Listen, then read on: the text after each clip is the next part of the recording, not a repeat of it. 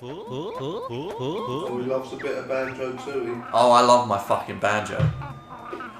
Since I played Banjo-Tooie, I've gotten a few more Banjo-Kazooie related items in my arsenal now. I have the Banjo-Kazooie coins.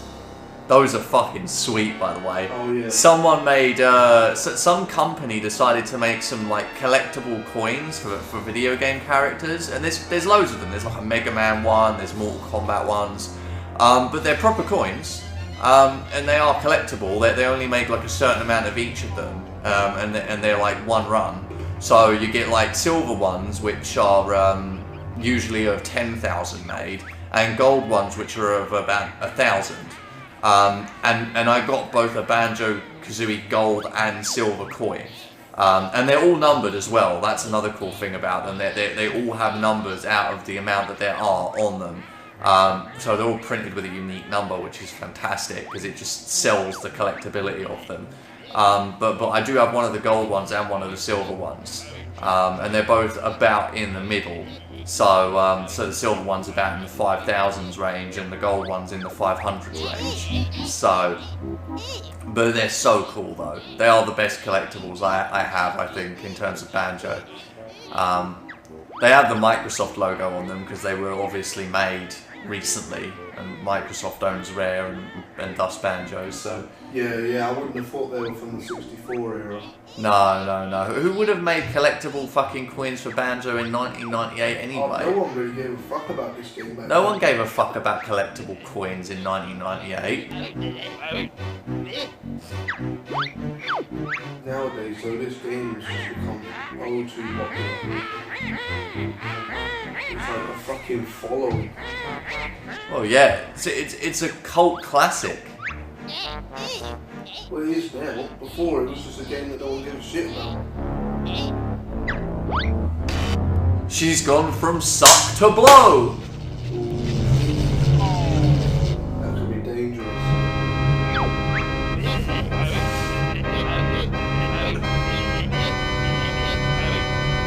Aren't they the same thing? Sucking and blowing, are they not the same thing? No. Oh no. Don't worry, once we get going into I could skip these cutscenes, but I don't want to because I want to get into the mood. But once we get into this, we'll really dig in. We're planning on over the next few days getting to the end of this I game. remember all these parts. Like, as I said, I played this. You know what I mean? But it's like, I keep getting to similar areas and just stopping playing. Just get fed up. Yeah. So I need someone to just like keep the game going forward. This is all to my brother's benefit anyway, letting him see the cutscenes. This was an underused asset of this game. I fucking wish. They clearly needed 3 more sucks, right? But they never used this machine once more in this entire game.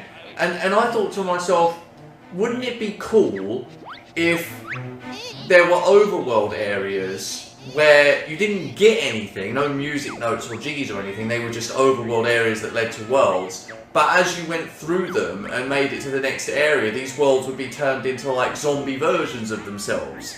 You know, so that they would get to use the machine again and get closer to Grunty being able to get back to life. You do find things like that a lot in N64 games. You know, like entire sections of a game that was planned and clearly put in and probably removed at like some last minute. Yeah. You know what I mean? Like some story element that someone changed in the last fucking final hours. Hmm. And it obviously, like, sometimes you can see where, like, pieces are missing. You know, like on Ocarina, for instance. Right. Yeah, when you go to Ganon's castle. Yeah. Yeah, there's a fucking room for every temple in the game. And a fucking ice temple as well. Right. But there's no fucking ice temple in the entire game. So it's like, have they removed an entire temple?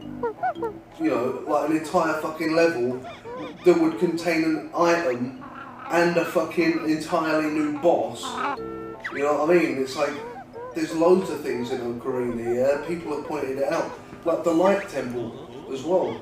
Yeah. There's a light medallion, but there's no temple. Right.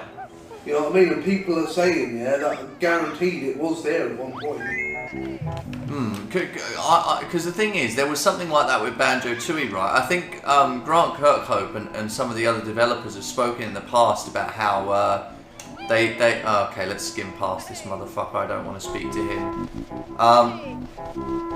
They said in the past how they had like a second version of Banjo that they had an idea for. I can't remember what it was. It Banjo-Kazooie or Banjo-Tooie? But they had this idea to have like you be turned into some creature or something, and you'd have to like play through the game a second time basically as this creature in order to like be able to. Oh no, that was it. It was Banjo-Kazooie.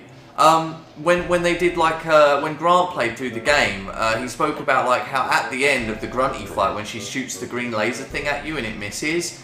Rare had this idea apparently where they were going to have that thing hit you and turn you into like some creature or something, and you'd have to like go back through the game like through areas you'd already been through, but like unlock new parts of them in order to like turn yourself back to normal, and it would be like a bonus part of the game. That's mental. Yeah. Like it was pretty fucking like crazy, but like they obviously never got to do it. That's the problem with a lot of these old games. A lot of these old games, like, and even new games, they get rushed. You know what I mean? Yeah, it's true. Like, Fallout, right? A newer game. Fallout 3 and New Vegas were both heavily rushed. New Vegas especially was heavily rushed. That game was supposed to have so much more in it that they just never got to put in. I mean, obviously, there are mods on PC that let you put that missing stuff in. It's true, yeah, but like... What I was going to say was, yeah, I need to turn the backlight of this telly back up. Or did you turn it up already? I don't think I have, no, but it's bright enough for me. Yeah, no, it's just like kind of dark. Like everything's dark on it. It's at 15. That's good enough, mate. I don't want to fucking die from blindness. I could just see that it was down until Weird. Okay, well, we've got our first Jiggy. Well, earlier when I mean, we had Ginger. the Elgato game capture on the screen, and everything was really dark. Yeah. I just wondered if that was like the N64 or just the fucking telly to tell. Yeah. This was pretty neat, though. You get to this area and you've got this guy with a fucking Jiggy for a head. It's like, dude, can I like kill you and take your head? I mean, I like what I've seen so far, pretty much all the way up to the inflatable dinosaur. Oh, well, we'll get there soon enough, mate. Believe me. I'm not going to do everything. I'm just going to get enough. How many Jiggies do I need for the next world? I'll find out. I think it's 4, possibly. So we'll only need 4 Jiggies. We'll obviously need the music notes for the moves as well. It seems you have collected enough Jiggies. Of course I fucking have. What do you think I am, a noob? I've been playing this game for 10 years. Get fucked. Only food purchased at McJiggies may be eaten within. Fucking McJiggies. Who would have thought that 19 years later McDonald's would still be prevalent? They've been around for like 100 years or something. No, hold on. Hey Google, when was McDonald's founded?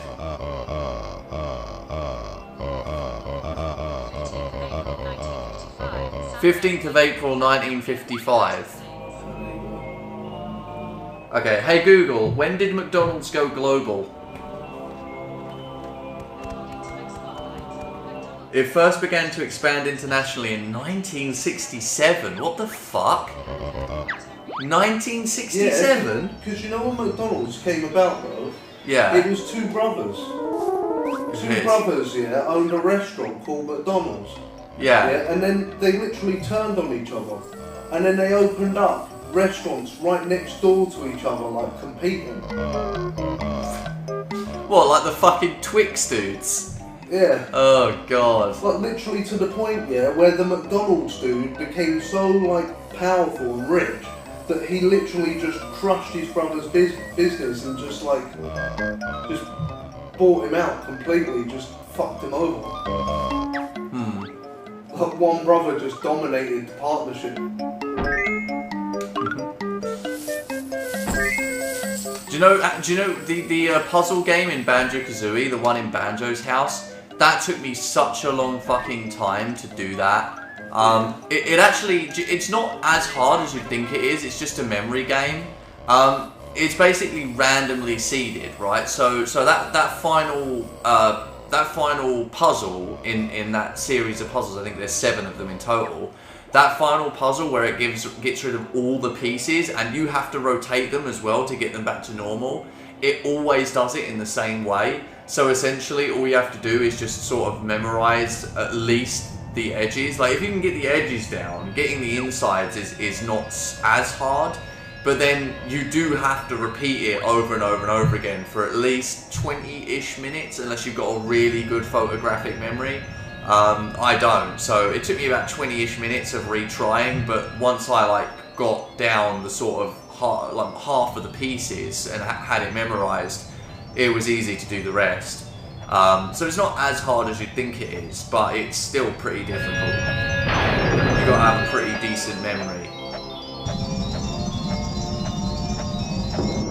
I did enjoy that puzzle though. I had no idea that was in the game for years. I played Banjo-Kazooie for the first time. In the living room, you mean? Yeah, in Banjo's house. Castle. No, the one in Banjo's house.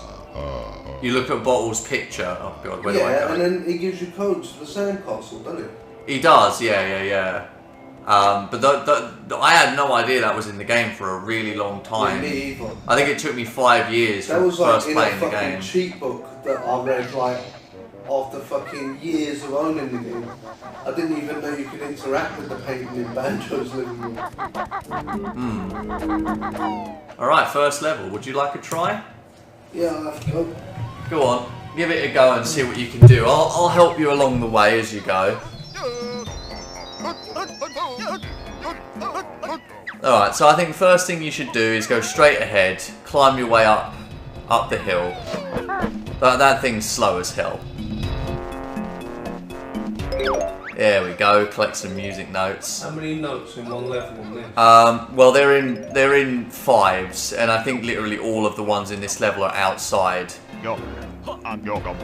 Yeah, you can't do anything over there yet, so... Yeah, you ain't getting up to that. Yeah, that's the football match. I wouldn't bother with that one, honestly. It'd take too long. Kick that door in as well as the... Yeah.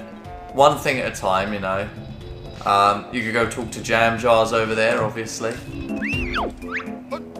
Hey! Get your sorry hide over here and press B! Oh, I can't wait to sing this. The original, with the original controls. Drill Sergeant Jam Jars reporting for duty, sir. Do you know what else is good as well, yeah? This is pretty much the first time I've actually christened this new N64. And this is a crisp controller, this. It's very good. He's my brother. How's the geek keeping anyhow? It is proper nice. It's like really mint condition. I'm used to using really worn-in old controllers. Still use the one that I've got from like '98. I feel like this guy is an allusion to that sergeant from the Kubrick film, Full Metal Jacket. Yeah, he will be. Yeah. Yeah, I think it is Full Metal Jacket, isn't it? The dude that did the voices in that Crash Bandicoot game as well. Yeah. Same dude.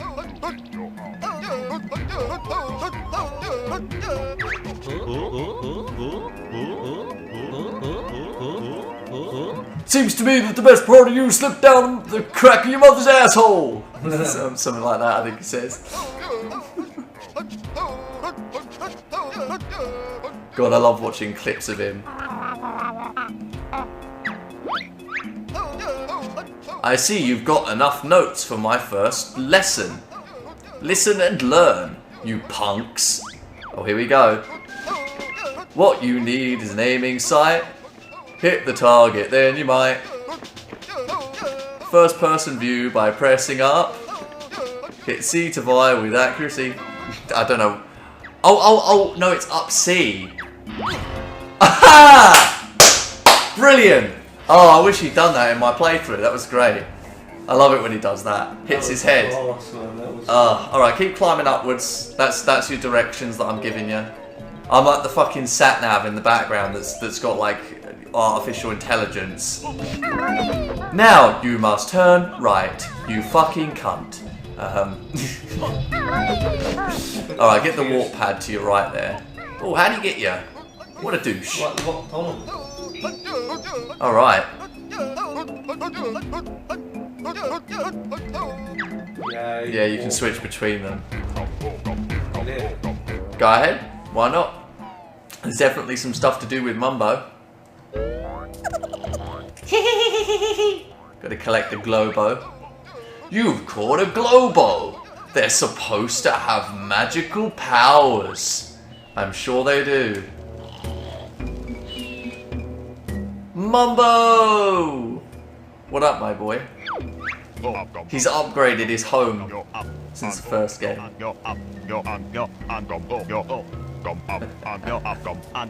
ha ha ha.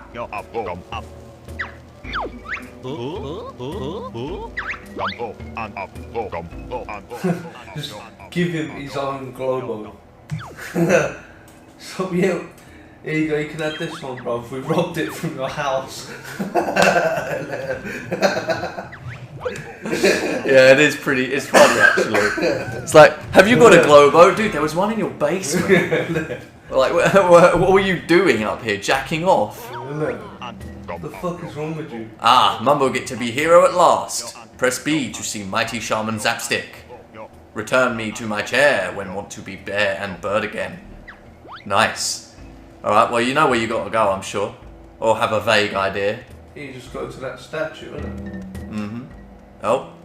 Wait, where am I going? He's a bit turned around, isn't he? It's right there, boy. Right there it is, man. Fucking. Fuck's Yeah. What's wrong with you? I don't know.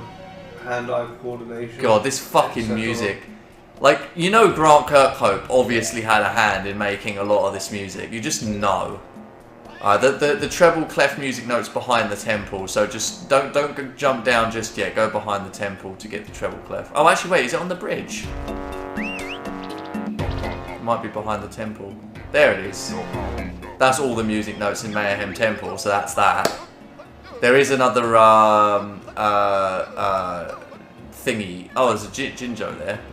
Oh fuck, is that the fucking white one? It is! It's the fucking white one. You got the 1 of 1 Jinjo in the first level. That's a second Jiggy already. Wow. That was pretty quick. There's a treble clef out there as well. Just noticed that. Ugh. Stretching, don't worry about me. I'm not dying or anything. Shitting in my living room. Yeah, I'm using your sofa as a toilet. I thought I'd never find my way home. Take this Jiggy, blah blah blah.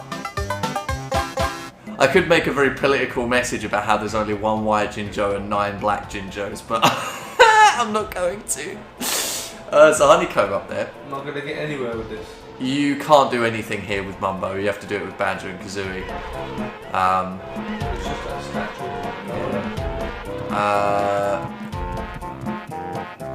Jump down into the river down there for safety, and then you can swim. yeah, and then you can just jump out of the river. There you go. Ikambo. Oh, I love it. I love how the music incorporates Mumbo. It's so good. Whoever designed this is a fucking genius. Ikambokam. Oh, I don't know what. Umanakas.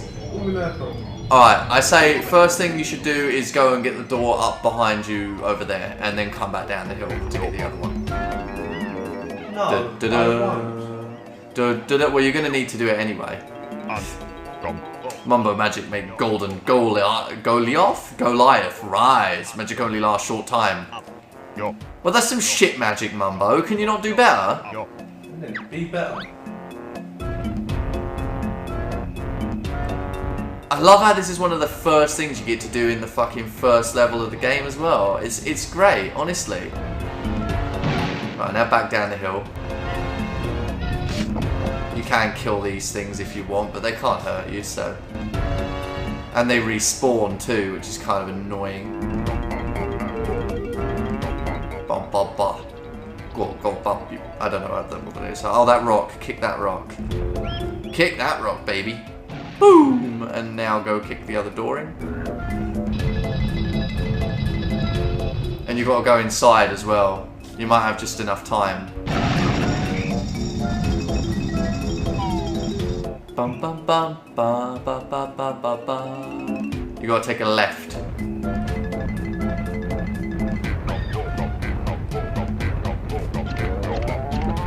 There we go. And get that jiggy and then take a right. You might just be able to make this. There we go. You got to go to that temple door and kick it. See if you can make it in time. Front door. Yeah. You might just make it. There we go. You did it. That's it. That's all you had to do is the Goliath. You've been efficient. Well done.